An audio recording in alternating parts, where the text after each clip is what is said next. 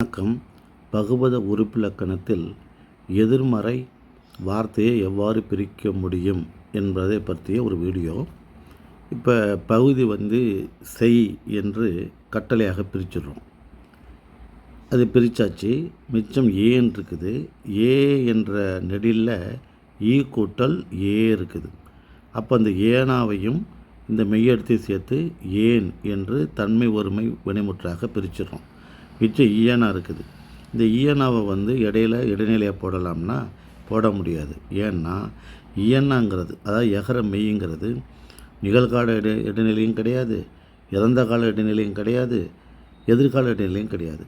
சரி, எதிர்மறை இடைநிலையாக இருக்குது அப்படின்னா எதிர்மறை இடைநிலையும் கிடையாது.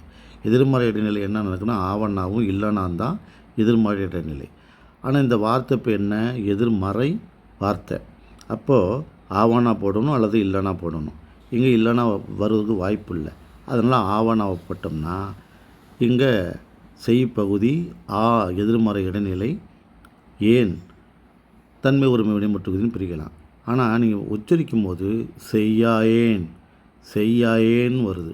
ஆனால் நமக்கு வர வேண்டிய வார்த்தை என்ன, ஒலி செய்யேங்கிறது தான். அப்போ என்ன பண்ணணும் அப்படின்னா எதிர்மறை இடைநிலையான ஆவணாவை அடைப்புரில் விட்டோம்னா உச்சரிக்கும் பொழுது செய்யேன் அப்படின்னு உச்சரிக்கலாம்.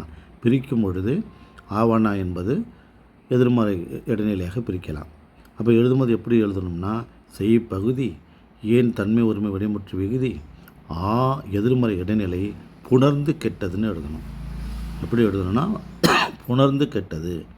அதாவது இதுக்குள் உச்சரிக்கும் பொழுது கெடுகிறது, பிரிக்கும் பொழுது வருகிறது என்று பிரிக்க வேண்டும். நன்றி, வணக்கம்.